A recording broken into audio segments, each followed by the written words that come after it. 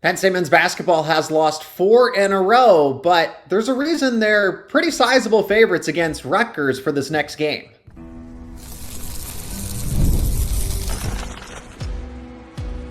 You are Locked On Nittany Lions, your daily podcast on the Penn State Nittany Lions. Part of the Locked On Podcast Network, your team every day.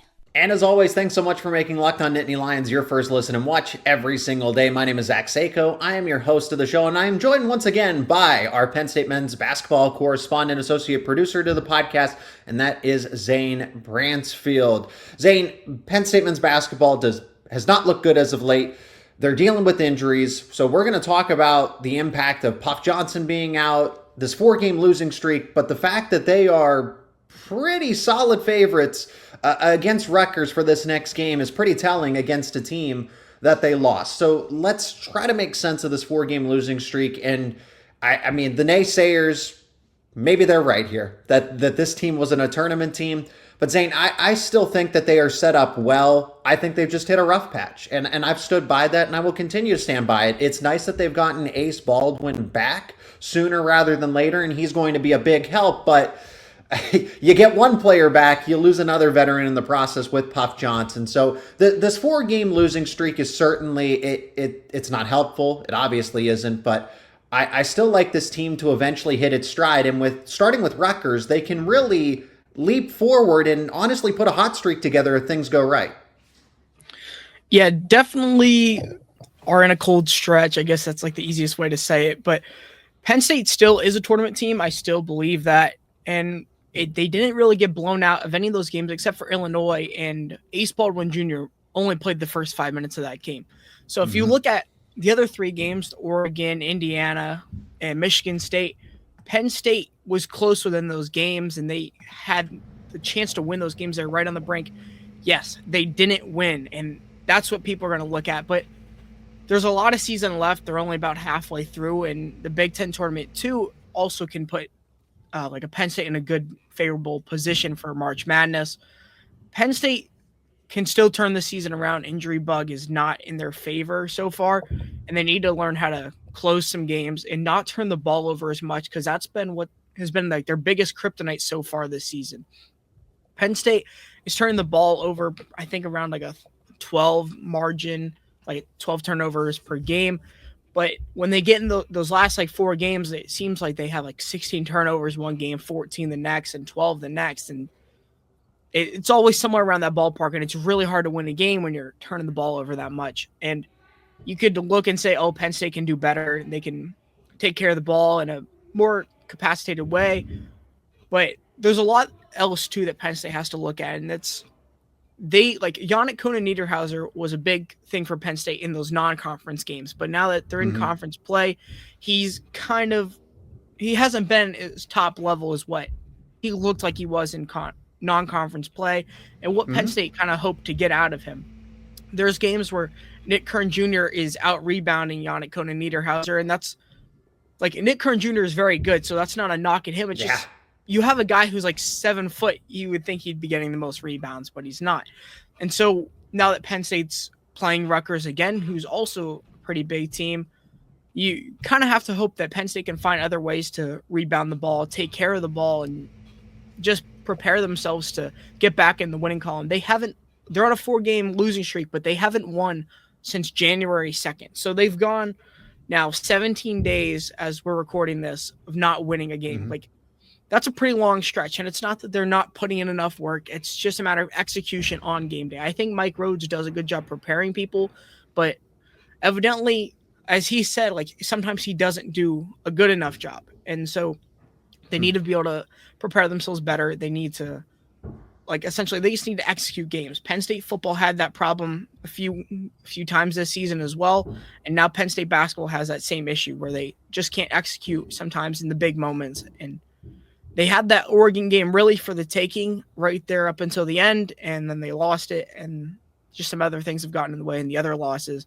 And I'm not going to say, oh, Penn State should have won those games, because they didn't win the game. Sure, it was close, but they didn't win the game, and that's what people are going to look at in a box score when you're trying also to make a tournament. So there's a lot of season left. I think Penn State still has bright side, and losing Puff Johnson doesn't help, but I think Ace Baldwin Jr. and Freddie DeLeon are taking big steps right now. And I think and Nick Kern Jr. also is making a great case for 6th man of the year. And so I would say Penn State's still trending the right direction, but they need to get some of these Big Ten wins under their belt. Well, let's pivot to that because they have Rutgers Monday, January 20th at home in the Bryce Jordan Center. And per our friends at FanDuel, Penn State is a 6.5-point favorite, so that's pretty solid. Minus 295 on the money line, and this is going to be a high-scoring game, no surprise. Penn State does average almost 85 points per game on the season, and that's so uncharacteristic given the last 5 years of Penn State basketball, and especially a Mike Rhoades system.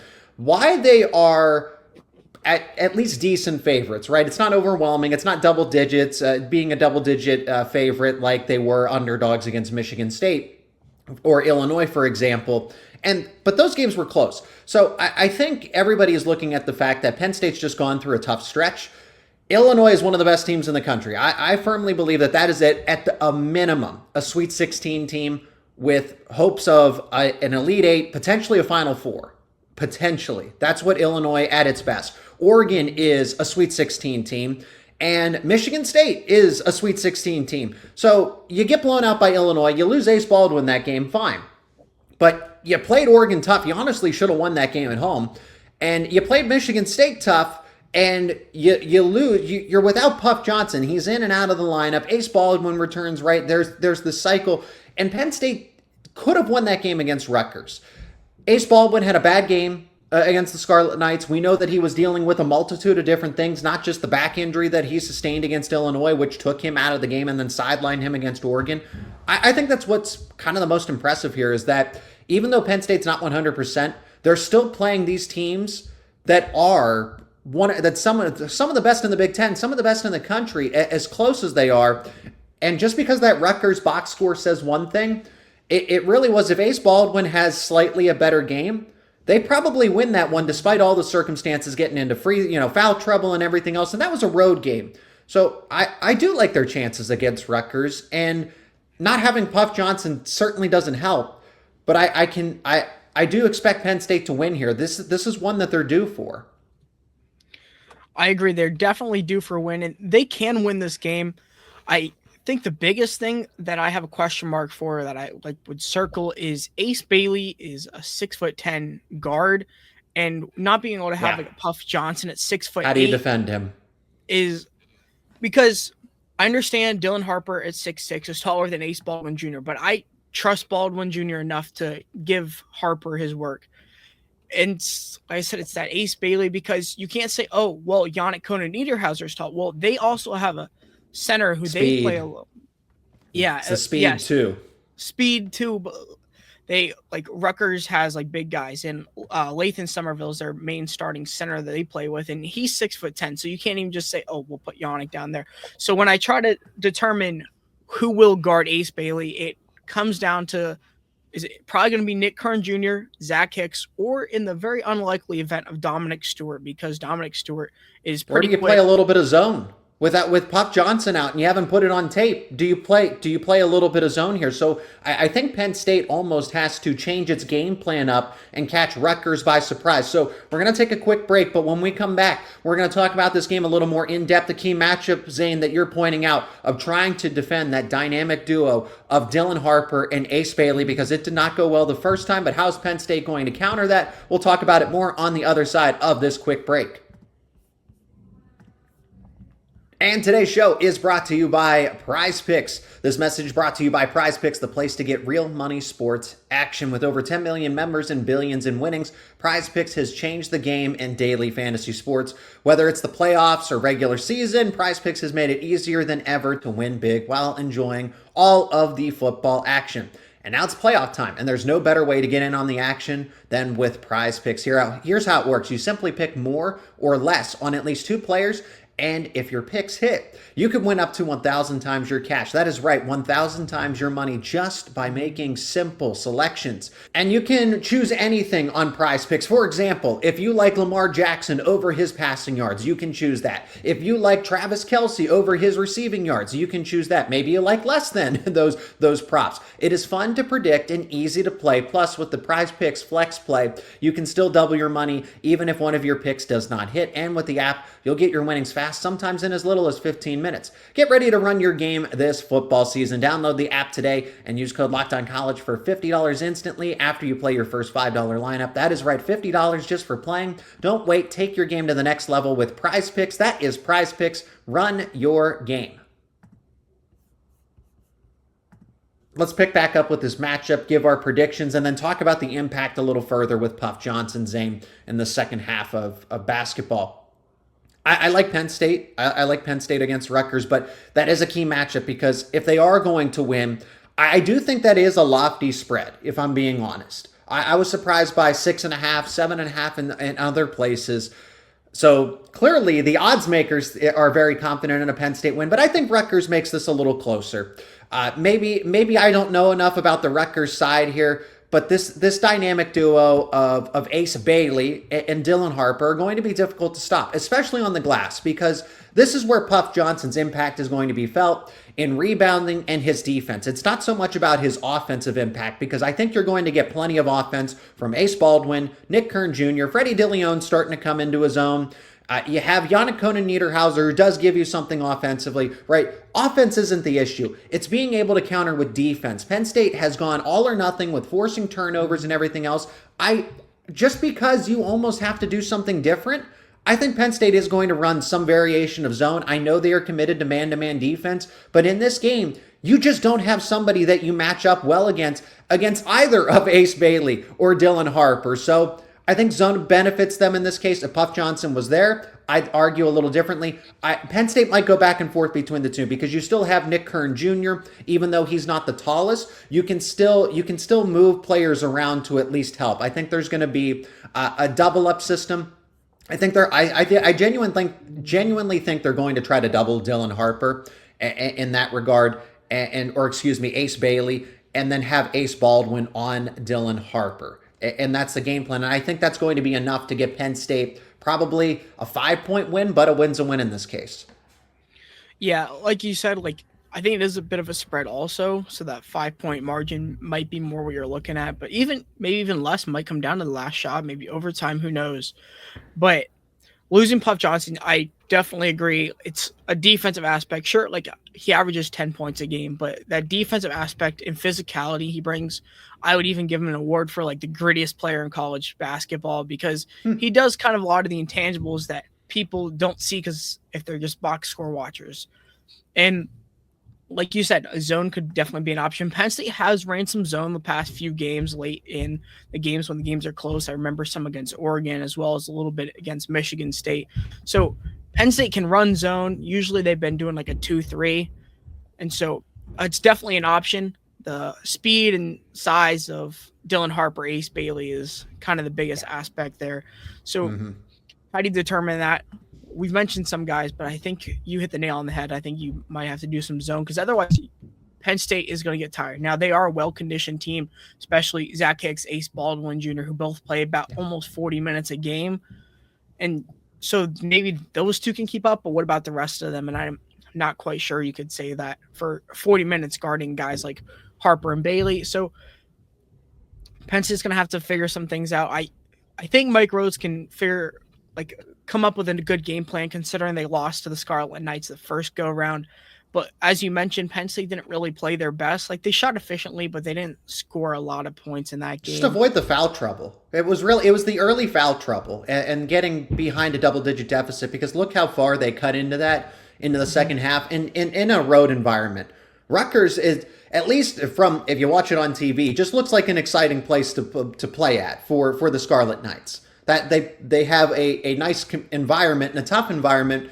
I mean, especially compared to the Bryce Jordan Center. So I think the keys here: avoid the foul trouble, keep the shooting at least consistently enough. You can force mistakes from Rutgers. Rutgers will turn the basketball over. You can at least force mistakes, and it's nice that Ace Baldwin is closer to 100%. It looks like he just needed a little bit of time off, a little bit of time to relax and get things squared away, because I thought he would be missing these games. I didn't think he'd play against Michigan State. I didn't think he'd play against Rutgers and maybe another upcoming game or two, but Ace Baldwin is the key overall. If he can give you 15 to 20, because he did not shoot well in that game against Rutgers. He was 3 of 14 in that game, had 8 points, didn't get to the free throw line. So you just have to flip the script. You get to the foul line. You get to the charity stripe and play on your terms. Hopefully the home basketball crowd is as good as it can be in the Bryce Jordan Center. This is an important game, and it can really shift momentum for how Penn State sets things up. For Penn State to win this game, I'm going to go probably around that total. I think the same thing that Penn State and Rutgers had around similar score was 80 to 76 the first time. I'm going to go 82 to 77, Penn State over Rutgers here. It's close to the spread. I think the odds are pretty aligned with just the averages and how the teams are. And with a defensive player out like Puff Johnson, you could honestly probably have more points in this case, but I honestly expect Penn State to run a little more zone, and that's going to throw Rutgers off enough to get Penn State to win. You just have to, just one game at a time. This is the game where you have to start, because you haven't hit rock bottom, but there's really nowhere else to go but up here, and it starts with this game against Rutgers. Zane, what's your score prediction? I'd probably say Penn State 86 to 80. Okay. I don't think they cover the spread. Like I said, I think they keep it close. It's a half point. Pretty close, yeah.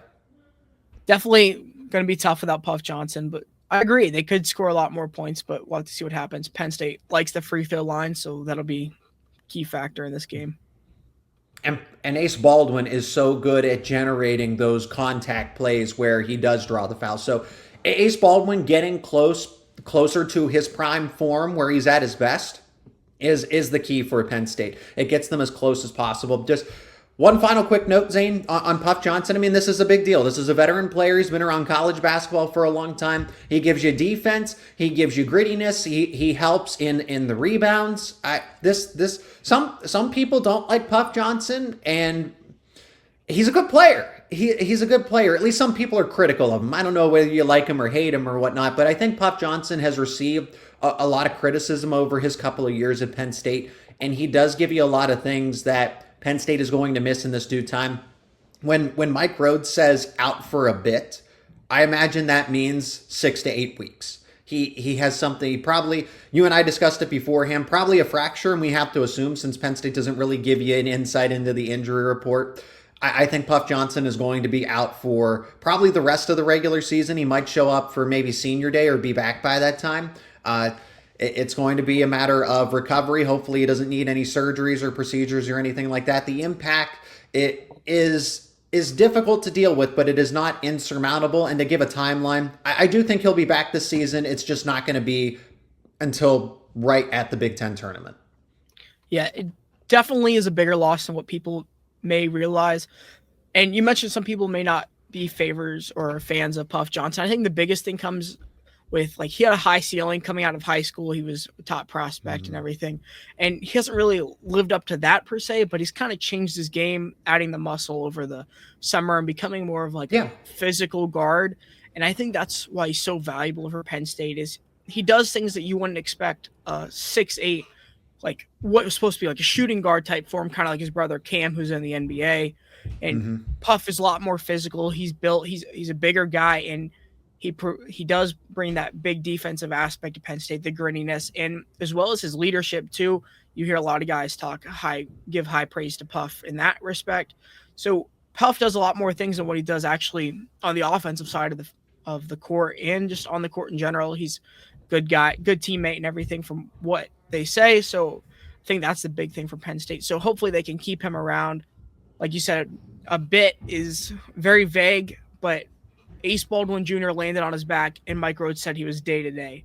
And so if you kind of use that scale, it doesn't look real promising to say Puff Johnson will be back in a week or two. I'm not going to say how long. I don't know what the injury is. All we know is that when he went out of that game, the other day against Michigan State. He was getting x-rays, and now he's out for a bit. So that's all we really know so far. So it's not great for Penn State to lose Puff Johnson. I would be more concerned had they not had like a Nick Kern Jr., DeMarco Dunn on this team. So Penn State does have some depth in that retrospect. Also adding Miles Goodman back too, who's pretty athletic, helps as well. But Penn State still has quite a bit of season left to go.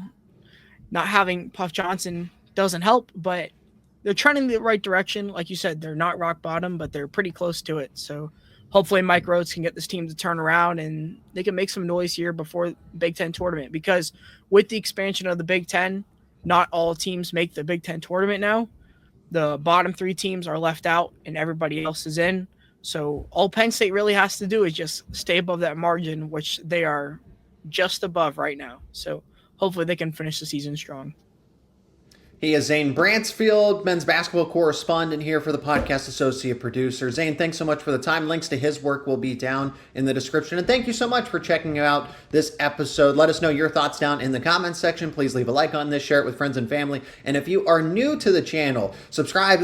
If you're new to the show, subscribe to the YouTube channel and wherever you get your podcasts for the latest conversations around Penn State men's basketball, in addition to Penn State football and Penn State wrestling. And of course, Zane, thank you so much for the time as always. Appreciate the conversation. Thank you.